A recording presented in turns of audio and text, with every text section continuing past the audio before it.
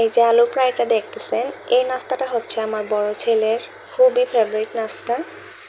তো সে হচ্ছে মাঝে মধ্যেই এগুলা দোকান থেকে কিনে নিয়ে আসে। আর এখানে নাকি 40 টাকার আলু ভাজা। আমার তো দেখে বিশ্বাসই হচ্ছে না। তো যাই হোক, এটা কিন্তু খেতে অনেক বেশি ভালো লাগে। আর এই সসটা দিয়ে খেতে আরও বেশি মজা। তো আমি বাসায় অবশ্যই এটা বানাবো, বানিয়ে তাকে অনেক বেশি করে ভেজে দিব, দেখব ও কতটুকু খেতে পারে। এখন হচ্ছে আমরা তিনজনই নাস্তাটা করে নিতেছি। ওর বাবা হচ্ছে দোকানে নাস্তাটা করে নিবে, আর আমাদের জন্য এই তো সন্ধ্যার নাস্তা পাঠিয়ে দিল। আসসালামু আলাইকুম, সবাই কেমন আছেন? আশা করি সবাই অনেক ভালো আছেন। আলহামদুলিল্লাহ, আল্লাহর অশেষ রহমতে আমরা ভালো আছি। দেখেন, মানুষের সাথে রক্তের সম্পর্ক না থাকলে কি হবে, আত্মার সম্পর্ক ঠিকই আছে।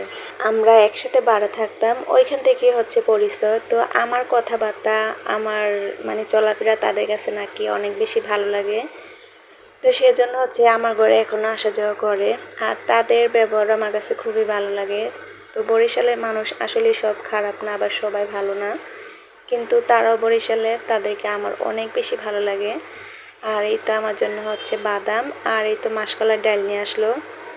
এই ডালটা আমি কখনো খাই না, আর এটা কীভাবে রান্না করে আমি সেটাও জানি না। তো দিয়ে গেল ভালোবেসে, আমি রেখে দিলাম। আমার বড় বোন হচ্ছে চাঁদপুরে বেড়াতে গেছিলো তার শ্বশুরবাড়িতে। তো আজকে হচ্ছে আসতেছে। আর এখন রাত 8টার মতো বাজে, আমাকে ফোন দিয়ে বললো যে রান্না করার জন্য। তো এই রাত্রেবেলা আমি কি করব, তো তাড়াহুড়া করে। আর যেহেতু আমাদের এখানে গ্যাস কম, তো সেই জন্য হচ্ছে ঝটপট করে ডিম নিয়ে আসলাম দোকান থেকে, এনে তারপর হচ্ছে এখন ডিম রান্না করে দিব রাত্রেবেলা খাওয়ার জন্য। তো আমি হচ্ছে পেঁয়াজ আর মরিচ একসাথে ব্লেন্ডার করে নিতেছি। এভাবে ডিমের তরকারি রান্না করলে ভালো লাগে খেতে, ঝোলটা একদম গাঢ় থাকে আর খেতেও মজা লাগে। এই তো আমি মানে অত একটা ব্লেন্ডার করি নাই, একটু আড়াভাঙ্গা করেছি। আমার ভিডিওটি এখন পর্যন্ত যারা দেখছেন সবাইকে অসংখ্য ধন্যবাদ। আমার ভিডিওটি যদি আপনাদের কাছে ভালো লেগে থাকে, যারা নতুন আছেন আমার চ্যানেলটি সাবস্ক্রাইব করে আমার সাথেই থাকতে পারেন।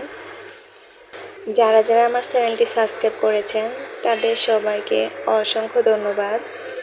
এই তো এখন হচ্ছে আমি ডিমগুলো পরিষ্কার করে নিব। আর গ্যাসটা একেবারে কম ছিল, তারপরও মানে একটু ভালো মন্দ খাওয়াইতে পারবো না বোনকে, এটা নিয়ে একটু খারাপই লাগছে। আপা বলছিল যদি গ্যাস না থাকে তাহলে রান্নাবাড়া ভেজাল করার দরকার নেই, আমি এসে রান্না করব। আসলে এক জায়গা থেকে আসলে রান্না করতে একেবারে মন চায় না, যেহেতু লঞ্চ জার্নি করে আসবে, আর সাথে তো বাচ্চা আছে, বাচ্চাটা তো অনেক বেশি বিরক্ত করে। তো সেই জন্য ভাবলাম এইটুকু গ্যাসে মানে ডিম রান্না করা যাবে, তো ডিমটাই রান্না করি। এখন হচ্ছে আমি ডিমটা ভেজে নিতেছি। তো তেলের ভিতর আমি হচ্ছে আগে একটু লবণ দিলাম, পরে হচ্ছে আমি হলুদের গুঁড়া দিব। আর এই তো এখানে 7টার মতো ডিম আছে, আর একটা হচ্ছে মুনতাহার জন্য আলাদা রেখে দিলাম। আর এই তো এই পর্যায়ে হচ্ছে আমি একটু বেশি করে হলুদের গুঁড়া দিলাম। এভাবে হলুদের গুঁড়া দিলে হলুদটা জ্বলে যায় না, আর যদি আগে দেওয়া যায় হলুদটা তাহলে হলুদটা হচ্ছে একবারে জ্বলে কালো হয়ে যায় গুঁড়াটা। তো এই তো ডিমটা আমি বেশি একটা ভাজবো না, হালকা একটু ভাজবো। এই তো এখন নামিয়ে রাখলাম। ডিম ভাজতে গেলে যদি বেশি আগুন পায় তাহলে কিন্তু ডিম ফুটে আসে, আর যদি অল্প আগুনেই ডিমটা ভাজা যায় তাহলে আর ডিমটা ফুটে আসে না, সুন্দরভাবে ভাজা হয়ে যায়। তো বাকি তেলের ভিতরেই হচ্ছে আমি আরও তেল দিয়ে রান্নাটা বসিয়ে দিব। পেঁয়াজটা ভালো করে ভেজে নিব। আর এখানে যেহেতু আমি পানিটা দিছি, তো পানিটা আমি শুকানো পর্যন্ত এটা কষাবো। আর এটার ভিতরে হচ্ছে আমি সব ধরনের মশলা অ্যাড করে দিছি। আর এই তো ভালোভাবে পেঁয়াজটা কষানো হয়ে গেছে, আর অনেক সুন্দর গ্রান বের হয়েছে। আর তরকারিটা কিন্তু একদম ঝাল ঝাল করে রান্না করেছি, আর খেতে তো অনেক বেশি মজা লাগছিল।